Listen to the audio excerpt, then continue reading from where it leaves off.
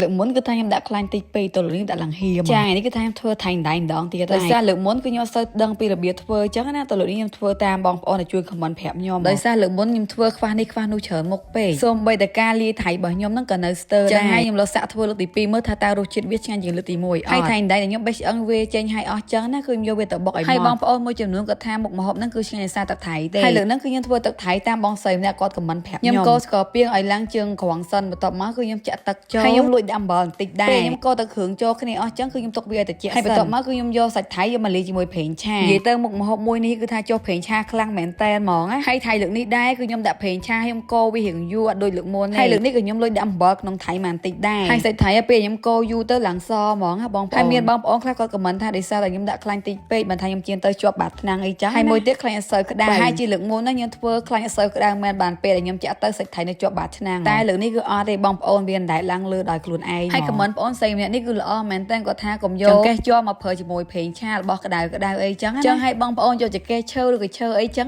យកមកប្រើជំនួសចកេះជាប់ហើយណាមួយទៀតវាអត់ប៉ះពាល់ដល់សុខភាពយើងឲ្យពេលយើងប្រើចកេះឈើអីចឹងខ្ញុំនិយាយមែនលើហ្នឹងគឺខ្ញុំដាក់ខ្លាញ់ច្រើនពេកហើយខ្ញុំអត់នឹកឃើញថាវាផលដល់ថ្នាក់ហ្នឹងទេបងប្អូនហើយខ្ញុំអត់នឹកស្មានដល់ថាវាហៀដល់ថ្នាក់ហ្នឹងបងប្អូនចឹងឲ្យពេលបងប្អូនធ្វើហ្នឹងត្រូវប្រយ័ត្នមែនតើតែឆ្នាំខ្ញុំធ្វើហ្នឹងរៀងទូចហើយខ្ញុំដាក់ខ្លាញ់រៀងច្រើនណាតើពេលវាក្តៅហើយពេលខ្ញុំចាក់សាច់ត្រីហ្នឹងទៅគឺវាផលឡើងហៀដល់ថ្នាក់ហ្នឹងប្រាតែគាត់ថាលើកនេះសាច់ត្រីខ្ញុំចាក់គឺវាអត់សូវពិបាកចាក់ដូចមុនទេបងប្អូនមើលមកក៏តំណងជាងមុនដែរហើយខ្ញុំឃើញខមមិនភាគច្រើនបងប្អូនក៏ថាមុខម្ហូបមួយហ្នឹងគឺអត់អាចអត់ហ្វាយខ្ចីឬខ្ទឹមបារាំងបានទេតែលើកនេះគឺថាខ្ញុំមានបន្លែគ្រប់សពមកដោយសារតែបងប្អូនក៏ជួយខមមិនប្រាប់អីចឹងហើយសូម្បីតែថ្ងៃនេះក៏ដោយក៏ខ្ញុំធ្វើតាមបងប្អូនក៏ខមមិនដែរមើលមកធម្ម